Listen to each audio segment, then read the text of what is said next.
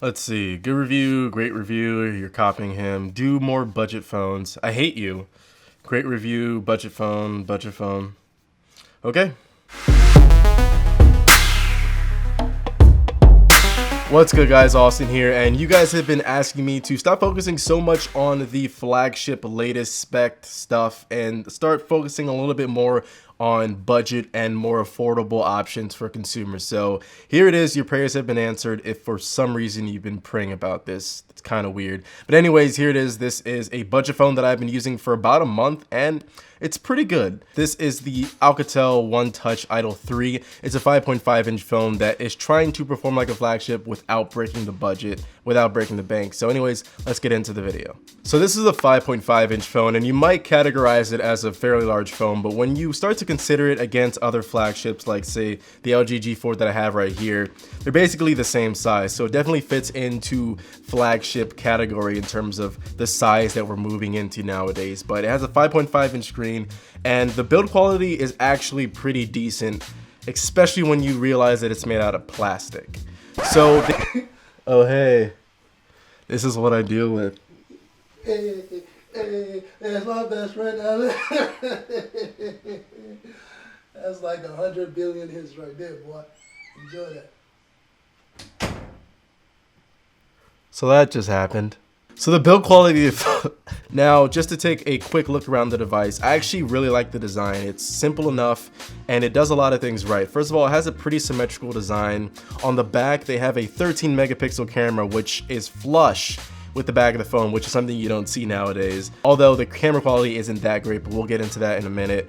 Has a flash on the back, the Idol logo, Alcatel OneTouch, and that's all you're gonna get on the back. And then on the front, it's very symmetrical. You have dual stereo speakers on the top and the bottom, and really the overall design is good. It has a chrome trim around it, and the only complaint that I have about it is this button placement. So they put the power button on the top left corner of the phone, and it is just the most confusing thing I've ever used in my entire life. Every single time I pick it up and it just doesn't really work, but you can double tap to turn it on, but even that kind of takes a long time to register, and it's not the best experience. But that's not, of course, a deal breaker in any sense of the word. A deal breaker for some, though, could be the fact that the battery is actually sealed in. So if that is something that you need in a phone, then this isn't going to be the phone for you. But otherwise, I mean, it has 16 gigs of storage, and it actually comes with expandable storage, which is something that a lot of manufacturers aren't doing anymore. But that's the basic design of the phone, and now we can get on to the performance. So performance overall is pretty good.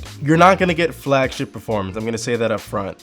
It's a very smooth phone, but you are going to run into a couple of instances where the phone just bogs down a little bit. Now, it doesn't lag on everyday things. If you're just using Twitter, Facebook, Snapchat, then this is going to work just fine. The performance is great for those things, but sometimes when you're doing more intensive things, like if you're playing games, you're going to notice the back of the phone's going to heat up a little bit, and that happens on a lot of phones, but I noticed it on this one especially. Also, I was trying to do a Periscope stream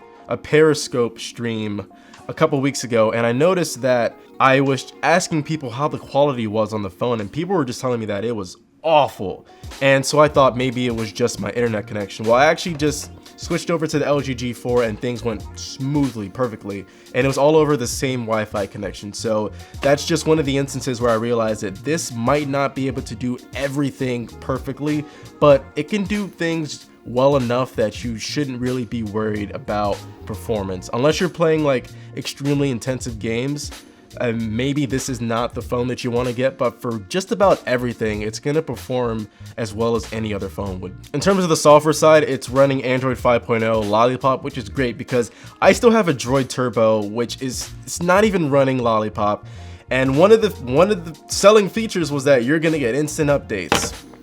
What the hell, Motorola? But anyways, the software experience is really good. If you like stock Android, then you're gonna love this because it doesn't really add much, which is a good thing and a bad thing. The software, it only adds a slight skin over Android, which is barely noticeable if you just go ahead and install another icon pack or something. And this is on a budget phone, so I'm glad that they didn't go with a lower version of Android for some reason.